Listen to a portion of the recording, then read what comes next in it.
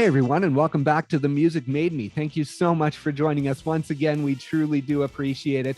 Please make sure you are liking, sharing, following, subscribing to us on whatever streaming service you are listening on, and head over to social media. Give us a follow there as well so you can stay up to date on all the amazing episodes we have coming up in the future.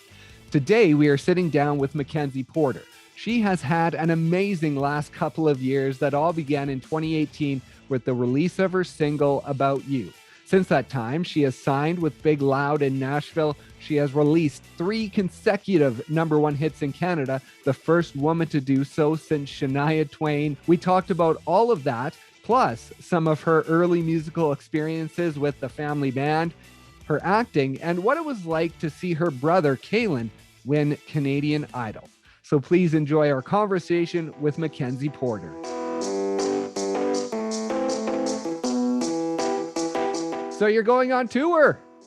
Yes, finally. Oh my gosh, after like a year and a half of being in this house, I'm going on tour finally. That is awesome. And like, it has to be almost so much more rewarding because of what has happened over the past 2 years. And now finally being able to get out there, like not even because of COVID, but just all that has happened in your life with your music. Yeah, it is like, not that I didn't appreciate it, but like, sometimes when you're on the road, like it does get draining, like not the shows, but like the flying and the packing up suitcases and hauling stuff. So like now I'm like, I am so ready to get on an airplane. I am so ready to haul all my crap everywhere. Like I'm really excited to just be able to, do that part of this career, which is my favorite part of it, is playing live. That is awesome. And I want to get to everything that's happened over the past 2 years, but on the Music Made Me podcast, I like to learn about the journey to how you got to that exciting part, starting all the way back. And for you, that started at the age of 4 with piano, violin, and voice. Yeah. So talk about that. Do you remember anything from like 4, or do you have like one vivid first memory of when music really caught you and you were like, oh yeah, I love this? Well, I mean, I always love music. I remember though, like my parents were very obsessed with us like learning music and learning how to read music. And so I hated that. Like I hated practicing. And I remember like playing my violin and like crying and like I hate practicing. But I remember like after all the practicing was the performing, and I loved that. Like I love being on stage and like, it sounds so like stupid, but I like the sound of like an audience and people like feeding off that energy. So it's been a long road. I mean, I really truly have been doing this and been in entertainment for a long time, and it's not been like this fast paced like climb. It's been a lot of slow, steady steps to get to where I'm at right now. And what age were you when the family band started? I mean, like 5. Like we Were you? started like these dumb like song and dance kind of performances. So we were doing that for a long time.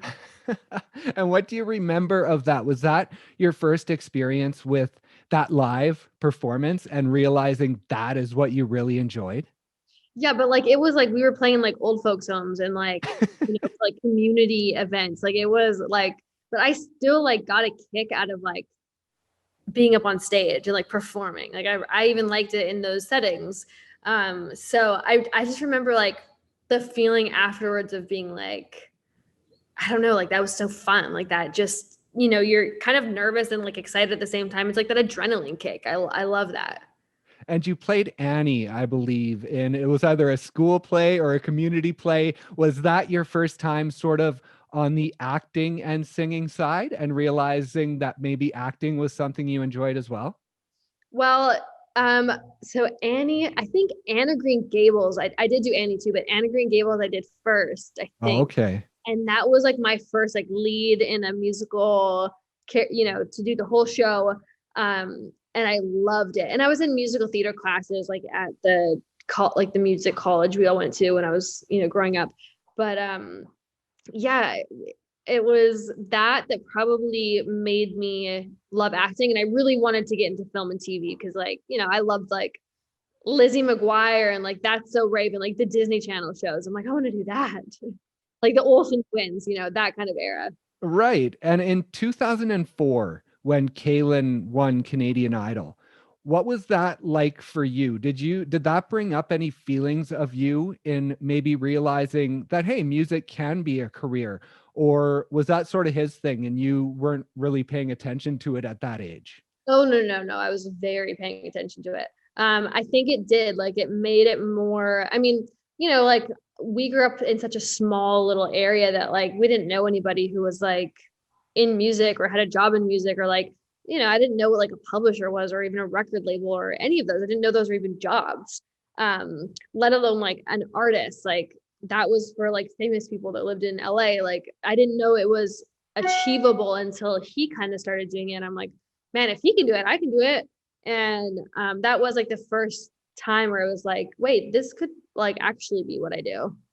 And acting was sort of where you started back in 2007. And then it was around the 2009 that you started working on your music. And I believe it was Black Boots that sort of kicked stuff off with, I with love the Andrew. deep dive of like, yes, facts that you're pulling up. That is awesome. And Yeah. so, how did that come together? And was that sort of your first experience with music and realizing that that was something that you wanted to do as a career? Yeah.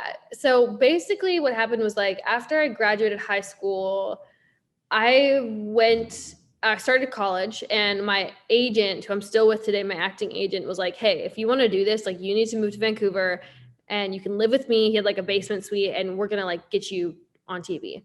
I was like, okay, okay. And then I moved out there and I booked a couple things. And then I went through like a dry spell of like a year and a half. Like I just could not land a part for the life of me. And, you know, I was like, my confidence was getting like shook because of that. And I was like, I need to like do something else to like feel creative and have some sort of control. Like you don't have any control with acting. It's like they cast you or they don't, you know? Right. So with music, I was like, I'm going to start writing music because at least I can do that whenever I want and I can be in control of it.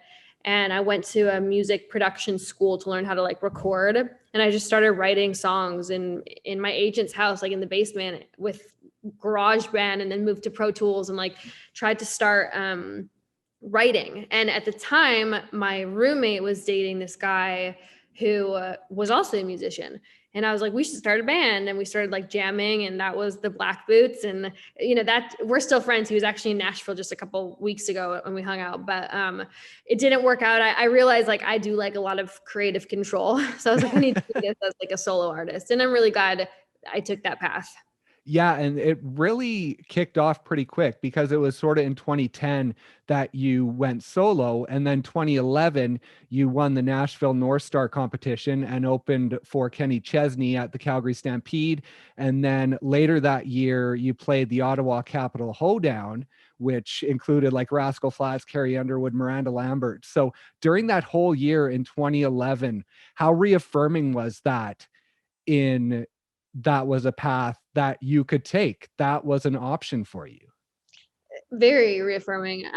You know, I felt like really confident at that point, and things were kind of like falling into place. And that's when I made the move to Nashville, or maybe a year after, something like that. And kind of got a little bit like shook by then, like, oh, this is like a whole nother pond of fish. And that's kind of been like what I've learned in this career is like, you know, it's never like this fast thing. You just have to keep like chipping away at it. And I feel like that's where we're at now. Like we're finally like making some big moves here in Nashville. But it's all those little things along the way, like you mentioned, that add up to where I get to do what I love today. And where did the first album start? Because I know that you released your first single in, I think it was 2012. Mhm. And in 2013, you were part of the CCMA Discovery Program. So, being part of that, did that form your album, or where did that first album sort of take shape? Just that I was making trips to Nashville and like writing with people, and I knew I wanted to put out a full record. So just starting to like collect songs like every time I came here.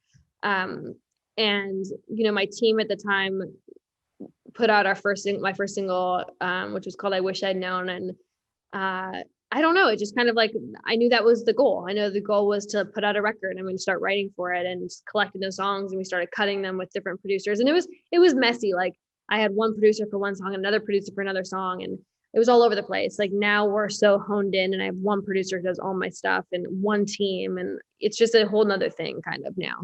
And the producer is Joey Moy, right? Yeah. And talk about that early interaction with him, because it was Dallas Smith who introduced you. And then I read that you sort of maybe went hard at Joey, harder than maybe most people do. Yes, I was a little like eager beaver about it. Well, first of all, I think Joey is the best producer in Nashville, and I thought that at the time. I still think it now. So I knew Dallas was working with him. Dallas was a friend of mine. We had done a show together, and Dallas is like the type of person that he helps people around him. Like, he brings younger artists with him, or newer artists, I guess you could say, and like introduces them. He's like great at that. He owns a record label now because that is what he's also good at, along with being an incredible artist. So he texted me and said, "You want to come hang out with Joey? Like, I think you guys could meet, and he could do your like record." Like, he was kind of like egging me on a little bit. I'm like, yes, I will be there. So I went over to his studio, and I remember just like sitting on the couch and like just hanging out. And afterwards I was like, I'm going to find his email. I'm going to email him, and I'm going to tell him, you should do my record. And so we found his email, and I sent him this like long email being like, I think you're awesome. I think you're going to think I'm awesome. Just like really cocky. And I just didn't know any different. Like, I just thought like, well, this is what I'm going to do. And honestly, like, it worked out, because now he's my producer, and he is, he is the biggest supporter at Big Loud of me, and he's involved in every aspect of my entire career. So it was a little like aggressive, but hey, sometimes you got to take leaps. And what was it like when he said yes? Because there's the process of, oh, I want to work with you. I want to work with you. But then when he actually says, okay, let's work together, is there a moment of, oh, holy crap, this is actually happening. I actually have to do this?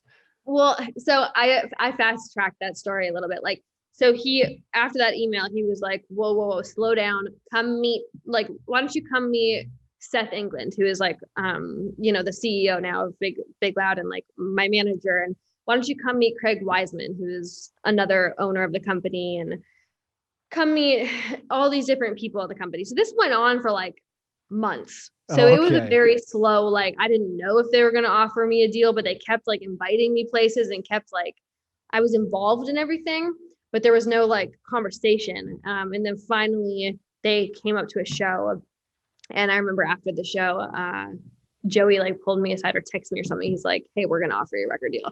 And at that point I was like, finally, I've been like working on this for 6 months or however long with you guys. So I was ready at that point.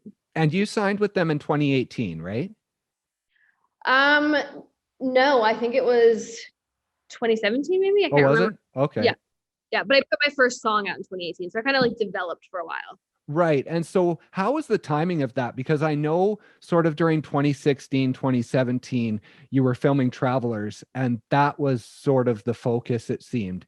And so signing with Big Loud and Travelers sort of ending right around that same time, did you feel that it was great timing then, and that you were ready to really jump into the music?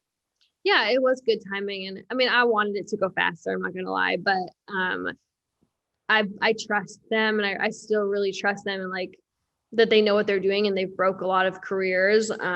So they were, pulling the reins back on me a little bit, like, hey, let's write another 50 songs before we put anything out. Like, we really need this to be impactful. And I'm glad that they did, because it was. And my first single went number one, and my second and my third too. Like, so it's like they knew what they were doing. And as me as an artist, it's like, it's go time. Like, let's go. Like, I want to get out in the world. I want people to hear this stuff. So it felt slow to me. And I saw you say in another interview with the songwriting that it goes day by day. Some days you can feel just really down because you feel like you're the worst writer in the room, and other days you can feel like you're the best writer in the room. So along this path of since you've been coming to Nashville, how has your confidence built in the songwriting and having it feel more times than not that you're at least one of the best writers in the room? Yeah, like I mean, I live in Nashville, so like I'm probably never the best writer in the room because these people are like so incredible. But what I will say is that like now compared to like years ago, at least I know what I want to say. And so there is like, that's what makes you good as an artist, I think, is being able to be like, no, I would never say that. Or, oh, I love that. Like, yes, let's do this line, or adding stuff in like that. Whereas before it's like, I didn't know what I wanted it to sound like. So I didn't know what was me or whatever, which makes it hard to be in a writer's room. But it's definitely like, I mean, I still feel like yesterday I wrote a song and I felt like we were just all like jiving. Like it felt really, really good. And some days it's like we are not on the same page. But that's like anything creative. Like you can't force three people to like get into a room and just always create something awesome.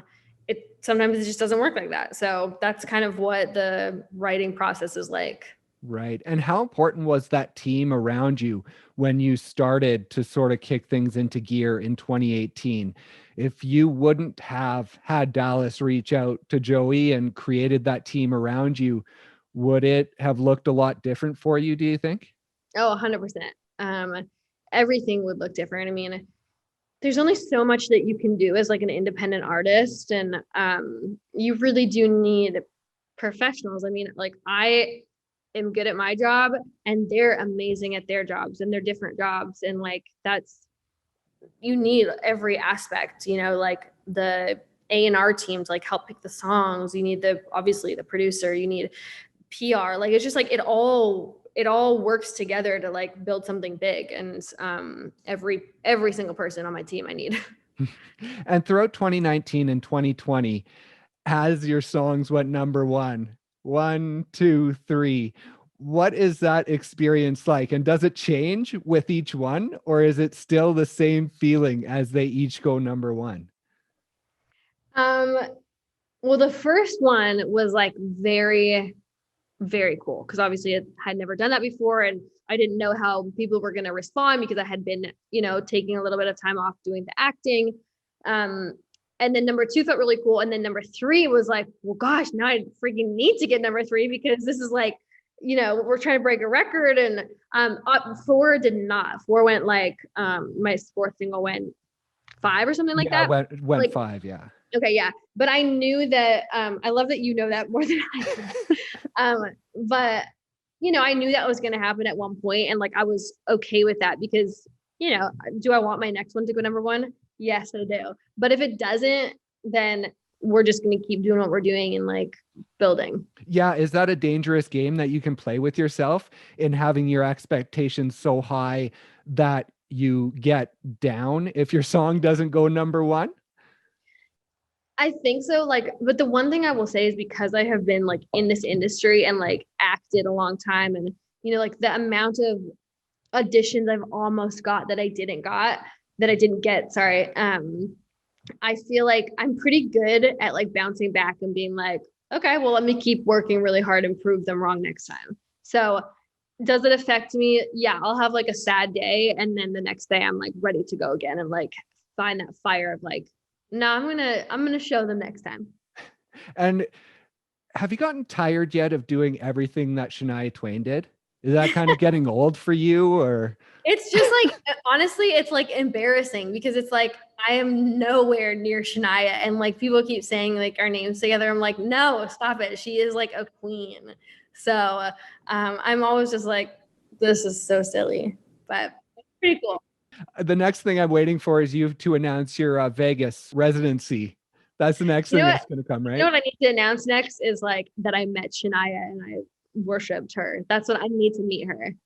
And now let's talk about the start of 2020. You're set to play a hometown show as close to home as you can get with Brad Paisley. And that's the moment everything shuts down. Yeah. In all your career, you talk about like the acting and the music, you hear no's all the time, you get rejected all the time. But that sort of rejection of, we're not going to play this show, what was that like for you? That was a rough day because not only did the show get canceled, well, I hadn't seen my family for a bit, so they were all coming, so I was excited about that, and like friends. And but right after that, the next day was my bachelorette weekend for my wedding, and then a couple months later was my wedding. And so on the same day, the show, my bachelorette weekend, and my wedding got canceled, and I was just like, this sucks so bad. But my band members, like, because we were in somewhere, we were in the city before when all this happened. We still had a show. We still had that show, and then the next one got canceled. Right. And I was in the change room with my band. I was like, you know what? We're gonna kill this show because I don't know when the next time we're gonna play is, and like, let's just enjoy this right now. And afterwards, my whole band was like, I am so surprised that you reacted like that, because we thought you were gonna have like a mental breakdown because like everything important to you got canceled within a matter of like 20 minutes. But I'm glad we like really took in that moment, because it was our last show for a very long time.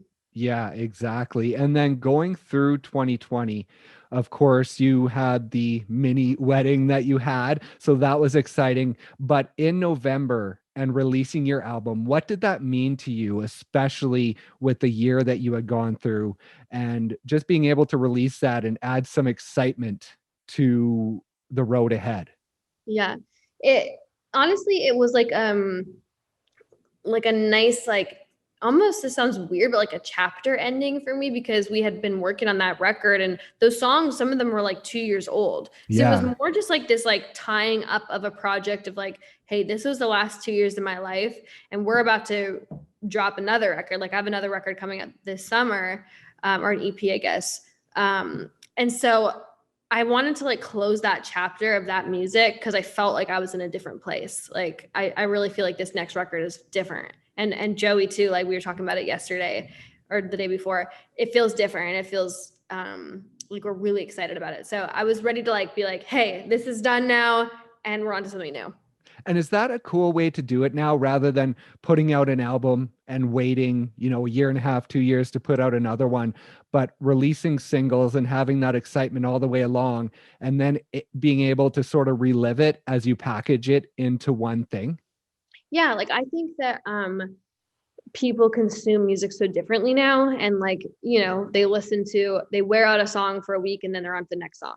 And so for an artist, I think to stay relevant, for me, I would rather drop music song by song more consistently than have these big gaps of 2 years, because then you're gone for 2 years. Like, they don't see you writing and all that kind of stuff. You're just basically like out of their brains. So Yeah. I'm in the mindset of like, I just want to keep dropping like a song every 3 months. So you're just like constantly just like new music, new music, new music. And they can focus on that one song and then on to the next, instead of, 12 songs. It's a lot of songs to listen to. People just don't listen like that anymore.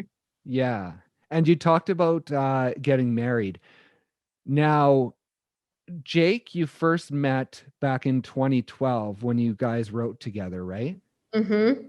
And so he has been there. You guys didn't start dating then because there was other relationships going on, but he has basically been there throughout your entire journey in Nashville. What has it meant to have him there as a steady presence, as a steady rock for you throughout this journey since you moved there?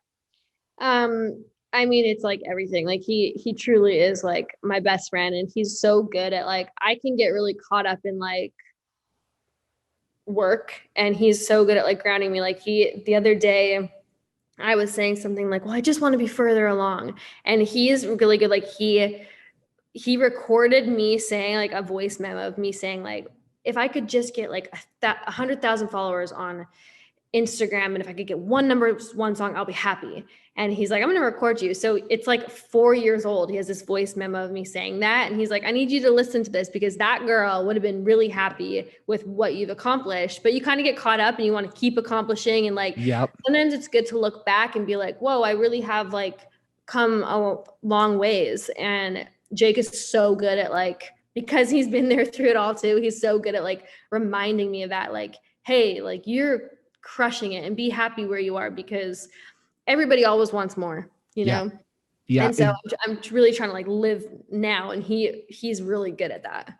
Yeah, because it's a dangerous thing, right? Because where is the top? Like, it's like there is no top. It's just you always want to keep reaching farther. But I mean, for you, last year in 2020, you were the most played Canadian country artist, I believe, and your song was the most played Canadian country song. And you have all these experiences and the number ones. And does it almost feel like you sort of have to stop yourself and make sure it's not like, oh, it's never enough, it's never enough, I need to keep going? Yeah, yes. I mean, there is times that like, I need to like look up and be like, this is really cool. But like, I don't know, you get to working with your team and everybody's looking ahead because you have to, and sometimes you just get caught up in it and you don't get to like appreciate it. But I'm trying to work on that, and specifically like last year kind of put things into perspective a little bit. Right. Like, life is so short and you just never know what's going to happen. Like, we would have never known that 2020 was going to happen the way it did. And just to like enjoy things, and like I said, like Jake is just, that is his gift. Like, he is so good at living in the moment, and I'm so not. So like, that's a nice like balance for me. And one of the other big things that recently happened was going number one in Australia. I Like, know. what does that feel like that's got to be an interesting feeling. Yeah, it's really cool. I mean, I need to get over there and like play some shows.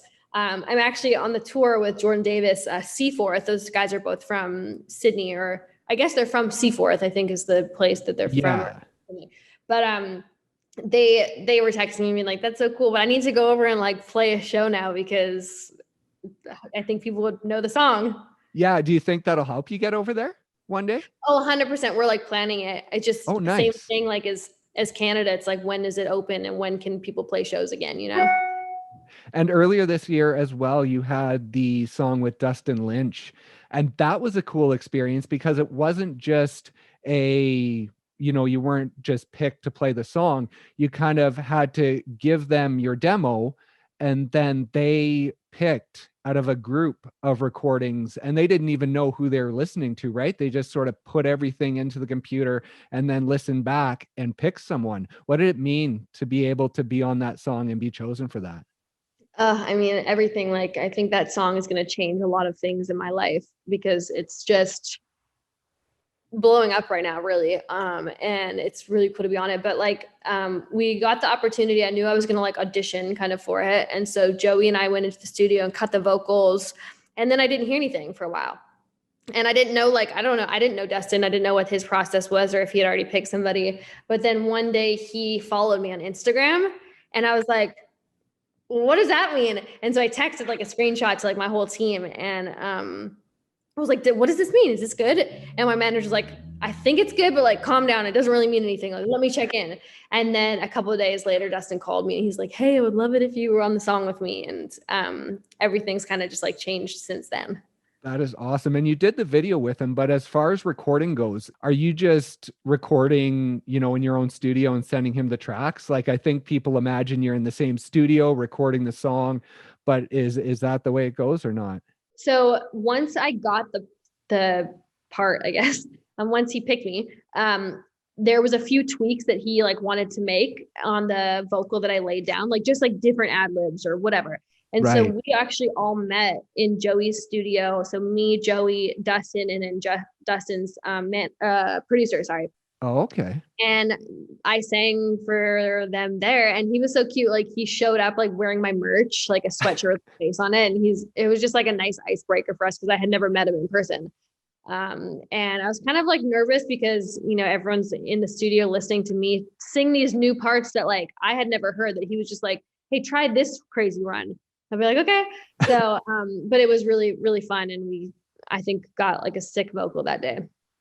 That is awesome. Well, I think you have to run. I don't want to keep you because I think you have another interview. So Oh, yeah, thank yeah. you. Thank you so much for joining us. The tour with Jordan Davis and Seaforth, starting in September, going to December.